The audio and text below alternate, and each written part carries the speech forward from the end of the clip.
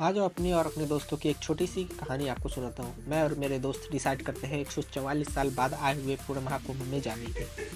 मैं और मेरे दोस्त निकल जाते हैं मुगलसराय से ट्रेन पकड़कर प्रयागराज के लिए। हमारी ट्रेन लगभग 4-5 घंटे लेट थी। 2 घंटे के रास्ते के लिए 4-5 घंटे लेट। कुंभ में हालांकि इतनी भीड़ थी कि लेट हमें पता था कि शायद हो सकता है।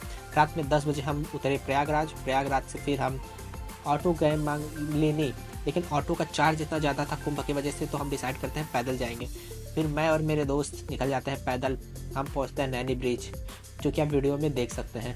यही है नैनी ब्रिज। फिर यहाँ पे थोड़ी देर मस्ती हमने की। मैं और मेरे दोस्त काफ़ी यहाँ पे हंसी मजाक करते हैं। फिर हम थोड़ी देर बाद फ़ोटो वीडियो लेते हैं। वीडियो लेने के बाद फिर हम सोचते हैं क्या करें, तो रात भर हम अपने दोस्त के घर रुकते हैं फिर, और सुबह निकल जाते हैं संगम के तरफ।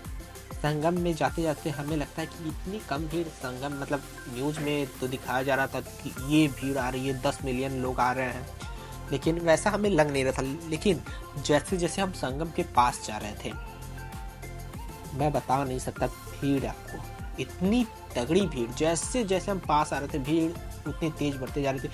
और फिर हम पहुंचे गेट के पास। गेट ये बकलोली करता रहता है, जहाँ नहीं कहीं कुछ भी कर देता है। फिर हम सुबह पहुंच जाते हैं संगम के पास। मतलब इधर से संगम नहीं था, ये बेसिकली एक दूसरी घाट थी। वहाँ से व्यू कितना सुंदर लग रहा था मेरे को। मतलब मैंने सोचा नहीं था कि प्रयागराज भी इतना सुंदर हो सकता है। फिर हम गए, स्नान किए संगम में। मेरे दोस्त बता नहीं सकता हम लोग ने कैसे कैसे मैनेज किया। मैं हम दो लोग नहा रहे थे। एक कपड़े पहना था, पहना तो नहीं था, पहना तो था लेकिन बाकी जो लोग दो नहा रहे थे उनके एक कपड़े पकड़ने वाला, एक वीडियो फोटो निकालने वाला और दो नहाने वाले। हम 4 दोस्त थे। हमारा ये प्लान था, लाइन बाय लाइन हम सारे यही करने वाले थे। पानी बहुत ज़्यादा ठंडा था फिर भी, लेकिन मैं और मेरे दोस्त किसी तरीके से गए, नहाए धुले। और दो तो नहा रहे थे। एक एक लेफ्ट में देख सकते हैं आप दोस्त, वो मेरा दोस्त जो मेरे साथ आता है डुबकी मारने। पानी इतना ठंडा रहता है फिर भी हम डुबकी मारते हैं। जैसे मैं पहले डुबकी मारता फिर याद आता है कि अरे यार घर पे पेरेंट्स भी मेरे हैं, उनके नाम की भी डुबकी मार लेता हूँ क्योंकि वो आए नहीं है। फिर मैंने 5 डुबकी मारा, एक अपने नाम की, 2 मेरे भाइयों की, एक मम्मी और एक पापा का। 5 डुबकी मैंने मारा संगम में।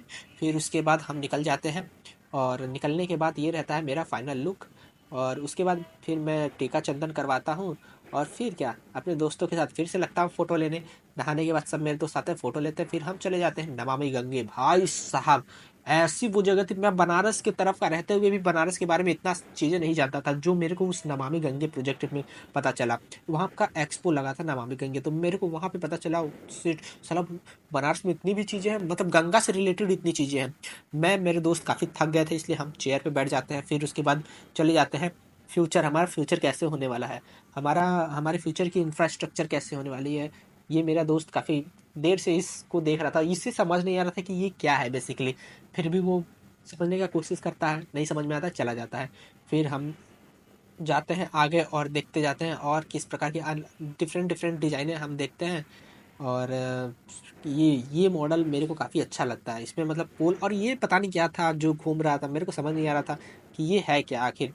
और फिर उसके बाद आगे फिर हम जाते हैं, और गंगा जी में जितनी चीज़ें पाई जाती हैं जैसे कि डॉल्फिन, ये मोर, मेरे को समझ नहीं आया नमामि गंगे में मोर का क्या काम। फिर उसके बाद टॉर्टल्स, और फिर उसके बाद एलिगेटर। और मोर का तो मेरे को सच में समझ नहीं आता, मोर गंगा नमामि गंगे में मोर से क्या रिलेटेड है। अगर आपको पता है तो कमेंट करके ज़रूर बताइएगा। ठीक है, तो चलिए आगे बढ़ते हैं। फिर डॉल्फिन के बाद टोटल तो मैं आपको बता ही दिया हूँ। फिर उसमें एलिगेटर्स भी होते हैं, तो आपको पता ही था। फिर मैं इधर वीडियो रिकॉर्ड कर रहा था, मेरे दोस्त उधर बकलोली पीछे कर रहे थे। और भाई साहब वो जो एंट्री गेट पे शिव जी का प्रतिमा लगा था, ओ हो, एकदम सुंदर सुंदर, अति सुंदर। उसे सुंदरता का जो सबसे ऊपर वाला वर्जन होता है ना, वो। तो फिर हम आगे चलते जा रहे थे और देखते रहते नमामि गंगे के अंदर क्या क्या हो सकता है। और लास्ट में भाई साहब ये जो मगरमच्छ वाला जो स्टैचू था, इतनी मतलब पीछे से, फ्रंट से नहीं लेकिन बैक साइड से इतना मतलब रियलिस्टिक लग रहा था। और लास्ट में हम एक दो फोटो लेकर आजाद पार्क घूम कर चले जाते हैं अपने घर। थैंक